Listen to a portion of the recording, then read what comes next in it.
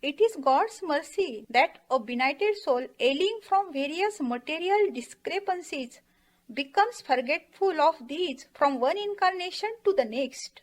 This oblivion to the miseries and shortcomings of previous anesthetics given by God to each human being, that he is not burdened by memories of all the physical and mental sorrows of past lives. During the highest state of ecstasy, the liberated yogi feels the realm of my consciousness extends beyond the limits of my mortal frame to the boundaries of eternity, whence I, the cosmic sea, watch the little ego floating in me. No sparrow falls, no grain of sand is blown away without my sight. All space floats like an iceberg. In my mental sea, I am the colossal container of all things made. He simultaneously perceives the spirit as a waveless ocean of eternal calm, and the spirit manifesting itself in the restless waves of creation that dance in its infinite bosom.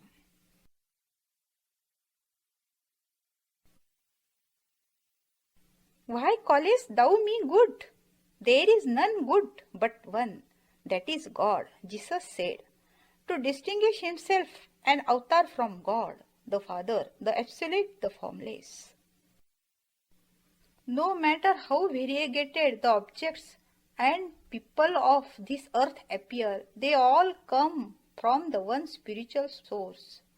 In the Lord's eyes, the real infidel is he who dishonors him in any of his ennobling manifestations.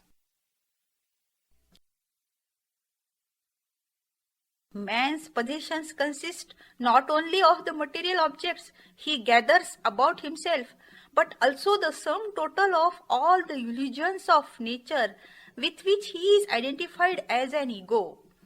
His body, mind, feelings, senses, habits, desires.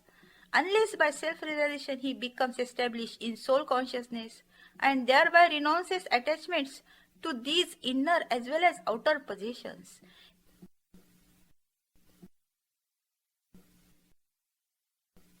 Kriya Yoga Pranayam, empowering the soul to fly from the bodily cage into the skies of omnipresent spirit.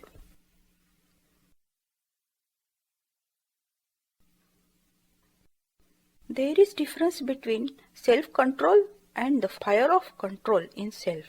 The fire of control in self refers to the supreme and unlimited power of mastery that the self possesses as a true reflection of the spirit. Anyone who says my master is the greatest incarnation of God or the only liberated master is unquestionably ignorant. The yardstick of judging fully liberated masters is possessed only by fully liberated disciples. Ignorant disciples trying to glorify a certain avatar as supreme over other avatars instead belittle that master through their bigotry, intolerance, hate, inquisitions, and religious wars. True devotion to the Spirit, the fixity of consciousness in divine communion that is necessary to ignite the inner flame of wisdom. The grandest purpose of life is not to know human love or to produce children or to win men's fickle acclaim. Man's sole worthwhile aim is to find the everlasting bliss of God. So man must realize that his own happiness lies not in pleasing men, all humble employees, but God, the earth's sole president and owner.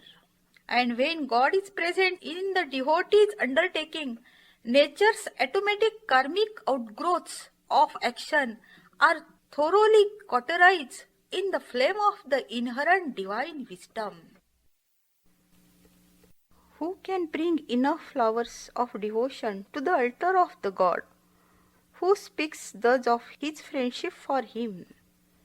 And what is devotion? As its own seeds reach back the Ankola tree, as a needle is drawn to a magnet, as a chaste wife remains with her spouse, as a creeper clings to a tree, and as the river merges in the ocean.